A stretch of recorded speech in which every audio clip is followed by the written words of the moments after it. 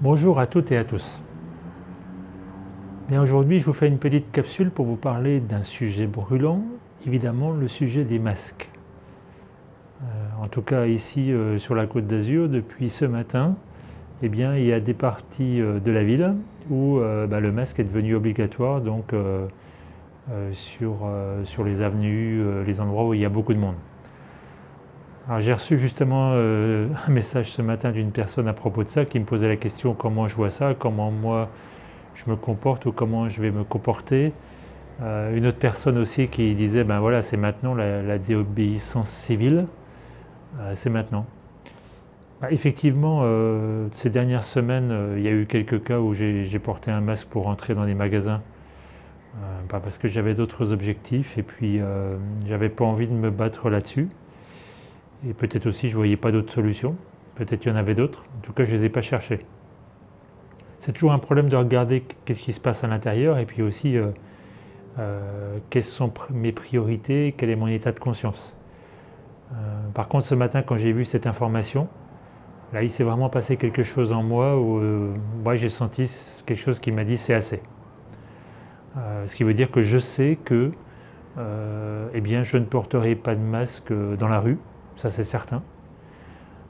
Alors ça ne veut pas dire que je vais arrêter de sortir pour éviter de porter des masques, ou ça ne veut pas dire que je vais me précipiter dans les rues où le masque est obligatoire juste pour me battre avec le système, non. Ça veut dire que si je suis amené à aller dans ces rues, à me promener dans ces endroits où le masque est obligatoire, eh bien, je ne porterai pas de masque. Qu'est-ce qui va se passer? Je ne sais pas.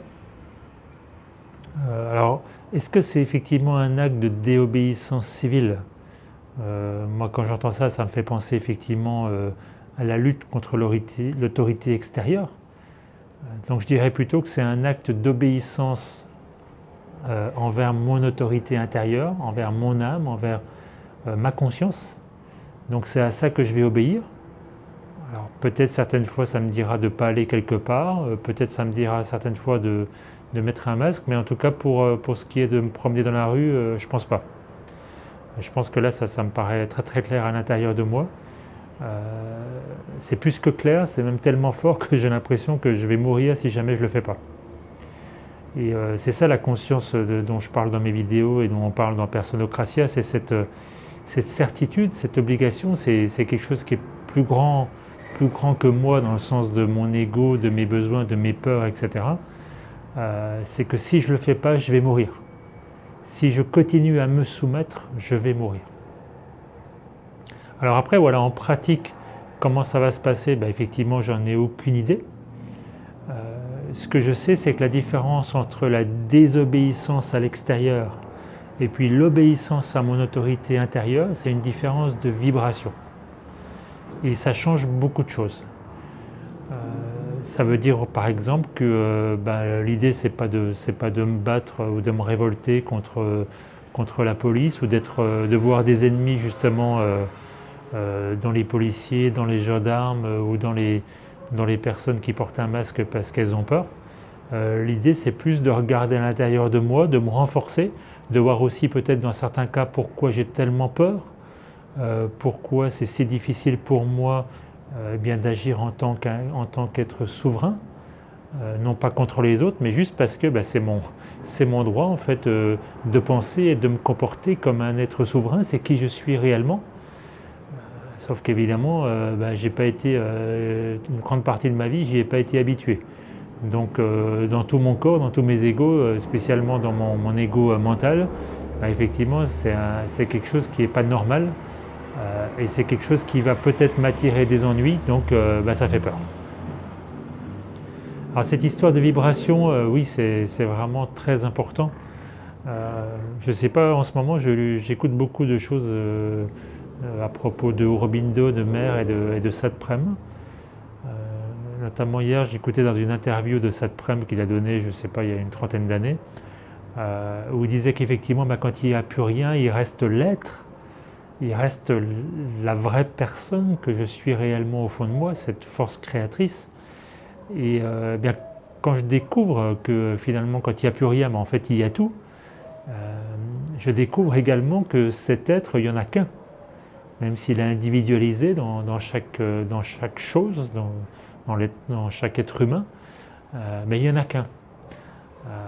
Donc que ce soit effectivement le policier ou la personne qui va me regarder bizarrement, c'est toujours moi, c'est toujours une autre partie de moi, c'est la même conscience.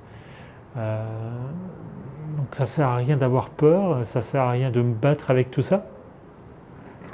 Pour moi, l'intérêt vraiment de cette période, c'est de m'affirmer, de développer ma souveraineté avec justement justesse. Et dès que je sens que je vais le faire pour être dans le fight, eh bien, je vais arrêter. Par exemple, j'ai pas envie de décliner mon identité si on me la demande. Donc je vais plutôt montrer ma déclaration de souveraineté. Mais il se peut aussi que dans certaines situations, si je sens que ça devient de la provocation, eh bien, que je donne simplement mon nom pour apaiser la personne en face, parce que le but c'est pas de provoquer l'autre, c'est vraiment pas ça. Le but c'est de faire ça pour moi, et puis si j'ai à expliquer quelque chose, que mon message puisse être compris, et non pas que ça devienne un message qui est là pour attiser de la colère, parce que sinon je vais retomber justement dans la vibration tout simplement du mouton. Enfin voilà, moi c'est comme ça que je vois les choses. Alors concrètement également, puisque je sais que quand je monte dans la vibration de la jument, dans la vibration de souveraineté, de qui je suis réellement, forcément les choses vont s'organiser, vont s'apaiser. Alors ça ne veut pas dire que ça va toujours bien se passer, mais en tout cas ça va être beaucoup plus juste. Donc oui, j'ai envie effectivement d'être plus dans cette vibration-là. Alors je ne sais pas toujours comment faire. Il ne s'agit pas seulement de méditer, d'être positif et tout ça. Mais ce que je sais, c'est que si à l'intérieur ça me dit de faire quelque chose et que j'ai peur de le faire, bien si je le fais quand même, si je vais au-delà de ma peur, en accueillant ma peur, pas en la cachant, mais en allant au-delà de ça, en me rappelant qui je suis, automatiquement je vais monter en vibration. C'est immédiat.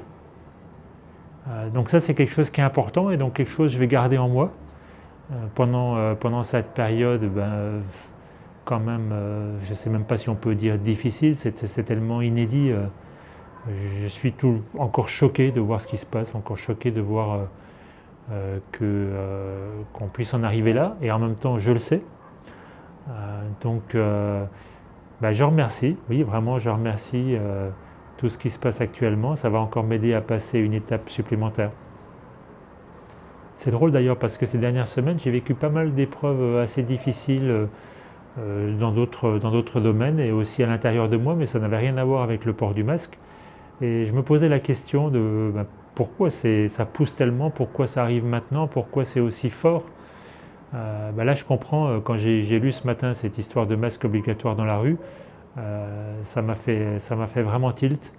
Et je pense qu'effectivement c'est le moment pour moi, je me sens prêt pour passer à cette étape suivante, cette étape de souveraineté en face des autorités. Alors je vous dirai ce qu'il en est, puis les expériences que j'ai vécues dans quelques semaines. Et n'hésitez pas à me faire part des vôtres. Merci et à bientôt.